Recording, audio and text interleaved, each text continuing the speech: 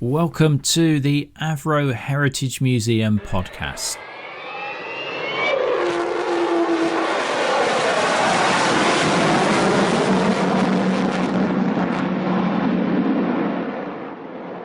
Hello and welcome once again to the Avro Heritage Museum podcast with me, Chris Bezic. Today is the first of 3 episodes in which we hear the story of bomber pilot Alan Yates, who served in the RAF from 1938 to 1958. We're very lucky to be able to hear that story from his son, Roger, who is a trustee on the museum board.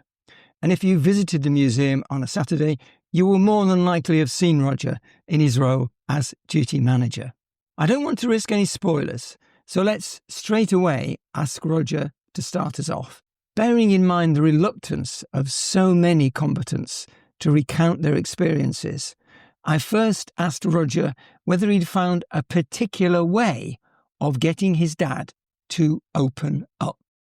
Well, I knew my father had been in the Royal Air Force because obviously he'd been very much part of our lives at that stage. When I was younger, I really wasn't sure exactly what he'd done. I once asked him, Dad, what did you do in the war? Which was the standard question that all my friends asked their parents or their fathers, usually, because all my friends' dads had been in the war. So when I asked Dad what he'd done, he said, I flew around a bit and drank a lot of beer. And I said, Dad, tell me what you've done. And he said, no. He said, it's a long time ago and nobody's interested. However, when I was 17, I was having driving lessons. Every Sunday morning, he'd take me out for a driving lesson. And he said, well, the fare's fair. I'm taking you out for a driving lesson. You can drive me to drink. What we'd do is we'd drive around the area where we lived and we'd call in one of the village pubs where he'd have what he called a couple of gills and I'd have a bit of bitter lemon or a shandy. And I said, look, Dad, will you please tell me now your story, starting from joining the Royal Air Force to where you feel it's appropriate. And he said, okay. He said, I think you're old enough now. And for basically the 2 years that I was in the sixth form, even though I'd passed my driving tests, we continued to go out pretty much every Sunday morning for a drive round. And then he'd go and have a beer and he'd tell me the next instalment. Let's start his story. A year before war breaks out, and at that moment, he's a trainee accountant in the Borough Treasurer's Department in Bolton Town Hall. What was his view of that job? Boring. He was bored out of his wits. He hated it. But his parents thought it was a wonderful job because it was a white-collar job. It meant that he wasn't going into the cotton mill. He wasn't going down the pit. He wasn't getting into engineering. It was a proper office job. And he had a pension. And he got in at the town hall because really he was a member of the Boys Brigade. And it was one of the officers in the Boys Brigade who put in a good word for him, but he absolutely hated it. So what did he do about it? He was sat on the town hall steps one day in 1938, eating his lunch, eating his sandwiches, and he glanced over and saw the Royal Air Force recruiting office opposite Bolton Town Hall. And he thought, that's it, I'm going to join. I want a bit of excitement in my life. And so he went straight over and joined up. And that was that. And then he gets into training. He trains on a different aircraft, but mainly on Avro Ansons. Yes, that's correct. So where does he end up then in terms of completing his training? Well, after he'd been on a variety of aircraft, he ended up in Scotland at West Frew near Stranraer on the Mull of Galloway. And that was part of the training and the navigation and bombing exercises, night flying, cross-country. And so he ended up really on the western approaches, which in an Anson at the time was basically the precursor of some of the other aircraft by Avro because it was maritime reconnaissance, escorting convoys in through western approaches, sometimes looking for survivors and looking for U-boats on the surface.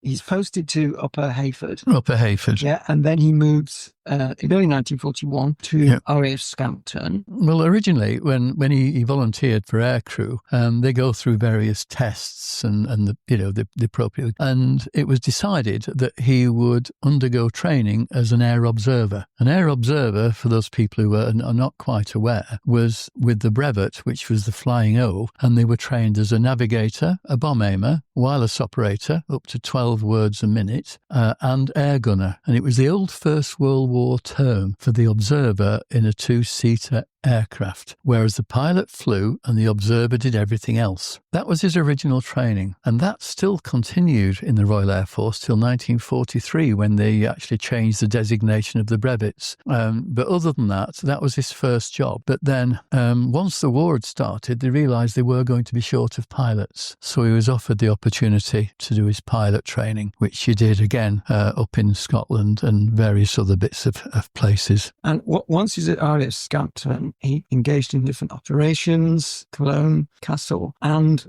the Ruhr Valley, or Happy Valley. A bit of gallows humour there, isn't it? You don't want to be happy at all, would it, in terms of the defences and stuff. So what happens next? He completes his heavy conversion course to belong to heavy bombers. What does he start flying next? Well, he started flying Manchesters, which was in the earlier days. 83 Squadron had Hampdens, which he was used to, but then they acquired Manchesters for a while, which he always said was interesting. He said they were unreliable. They said they were very strong aircraft. They were not the easiest aircraft to fly, and they used to veer off to the port side, and they were sometimes unreliable. But he said other than that, he thought they were really quite a strong aircraft and not quite the villain of the piece that people made them out to be. But of course, what it did provide is good training for him in the future. And then May 1942, a new aircraft, brand new, the Lancaster. Yes. Did he talk about how difference he felt there from having flown the Manchesters? Yes, he said it looked right from the moment you looked at it from the outside. He said, and if an aircraft looks right, it obviously is right, or it feels to be right. He said it was an easy aircraft to fly. It was very straightforward. It worked. It was responsive, and it was powerful. And of course, it could carry quite a significant bomb load. Supposedly, it was from the beast to beauty. So again, different operations, Essen, heavy steelworks, Krupp Steelworks and so on. I think he talked to you about how when sometimes there was a problem with the aircraft or there was a weather issue, so they got some time off. And what kind of things would they do then? Quite often, nothing, which was a reasonable alternative. But certainly if they got a night off, they would go into Lincoln. And in his own words were, we'd scrounge some transport into Lincoln or occasionally borrow some other station bike. And they'd go down to Lincoln into the pub. A lot of the crews would be going out together, whatever the rank. And there's a lot of non-commissioned officers, flight sergeants, warrant officers, but as a crew, they would often go out together into Lincoln. And it must have been a bizarre experience, wasn't it? 1 minute you're dicing with death, and then next you're home breakfast, and you can't got time to do things in the day. Yes, it was like a game of two halves, really, wasn't it? One time you're over the Ruhr, attempting to drop bombs on the Krupp Steelworks. The next minute you're in a tea room in Lincoln or a cosy pub in one of the villages, and you're back in a different world. But of course, you could remember, of course, that in 1942, from Dunkirk onwards, the only real way that this country could take the war to the Axis powers or mainland Europe was through the Royal Air Force, and so it was quite an unrealistic existence. So, July 1942, change of posting.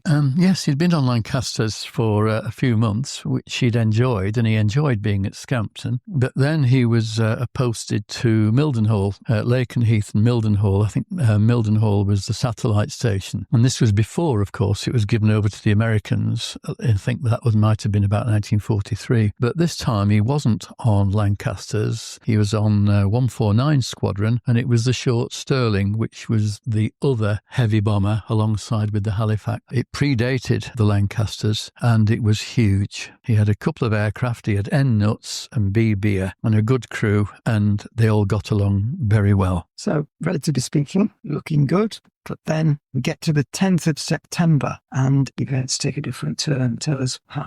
Well, the 10th of September, in his own words, were, I wasn't due to be flying that night, but I was called in by my CO, who said, look, he said, we've got one of our new pilots that's gone sick. It's a very new crew. You're experienced. Will you take them out for me? Will you take the aircraft over? We're going over towards Dusseldorf. He said, I'm not ordering you to do this, but can you do me a favour? And so in Dad's own words, where I thought, well, I might as well. It's another one off the list. It's ticking it off the list towards the next tour. So he said, okay, that was what happened. So he agreed that he would take them out, and nothing went quite right that night. He wasn't with his own crew. It was a different aircraft. And as soon as they were taking off, they had one or two problems. So on all these operations, once you get to the Dutch coast, things begin to hot up. Now, just for our listeners, just explain a little bit about flak. Most people think the idea was you were trying to directly shoot down the aircraft, so you either hit it or you didn't. And if you didn't hit it, the aircraft was fine. It didn't work like that, did it? No. First of all, should I say that the Germans were incredibly good at flak and searchlights. I mean, yes, they needed to be. And so the Germans were very good. He said also they were radar directed. And if they could somehow manage to cone an aircraft with the searchlights, and that meant they knew the height that the aircraft was flying, and they could set the fuses in the 88 millimeter flak guns. But these shells, of course, the flak shells didn't need to hit the aircraft directly. Near enough would do. One of these shells exploding with the shrapnel could really damage an aircraft. It could damage the engines, it could damage the fuel in the wings or the instruments or the hydraulic. And of course, it would go straight through the aluminium skin of the aircraft. And of course, it could also damage the crew, which it did. Yes, this is hot lac. So they're not very keen on flak, and they were coming up to the Dutch coast, and his front gunner reported that Dutch coast was coming up, and normally they would try and take a fix, so the navigator would get a fix on the absolute position, and then the rest was So basically, he said unluckily they had two, as far as he knows, absolute direct hits with flak, and one was alongside. One was on the port side of the aircraft, almost level with the main cockpit and almost on an eye level with the pilot, because in a Sterling it was actually a raised flying area. And of course, we're talking perspex, aren't we? We're talking perspex.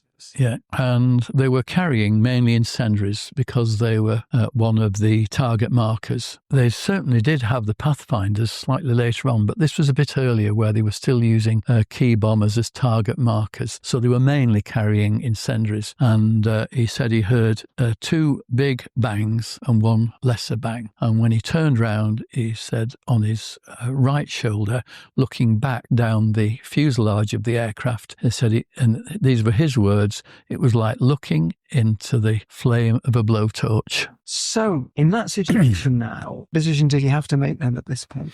Well, he had to make the decision that had to come from him, which was to abandon aircraft. He's the skipper. That's right. He could see, looking over to his right-hand side, that his flight engineer had been killed. Glancing back down the fuselage with the flames, there was no contact with any of the crew, but he did manage on the intercom, or he thought it was the intercom, to say, look, abandon aircraft.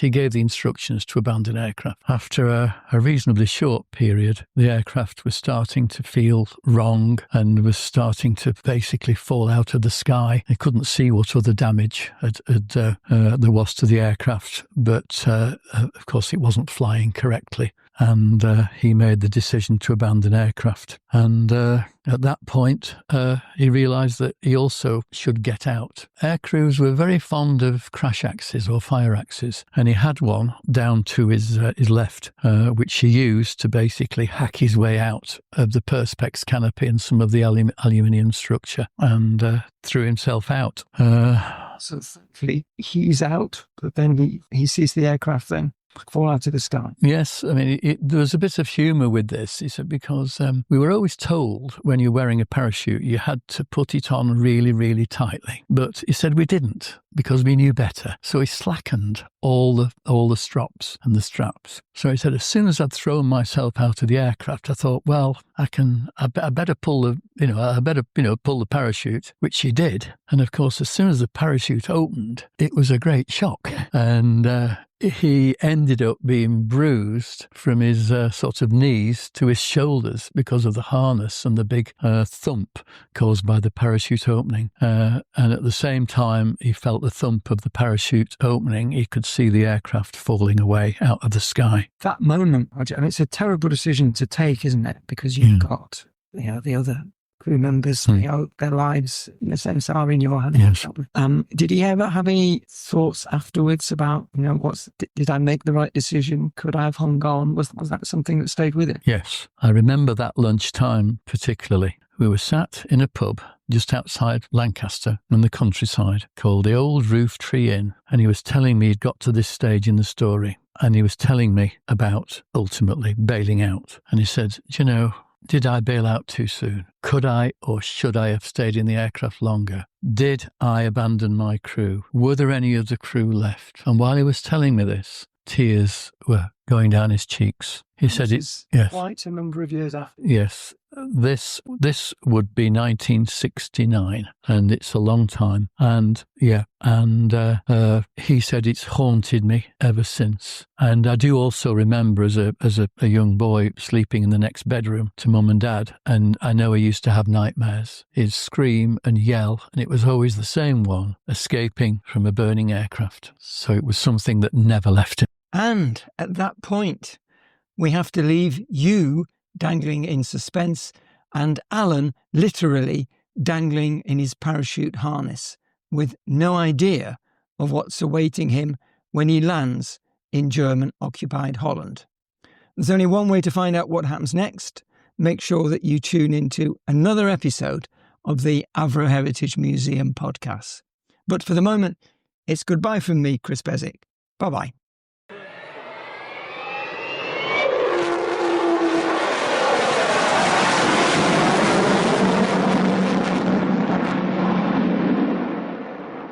Make sure you follow us in your podcast app to ensure that you don't miss out on future episodes.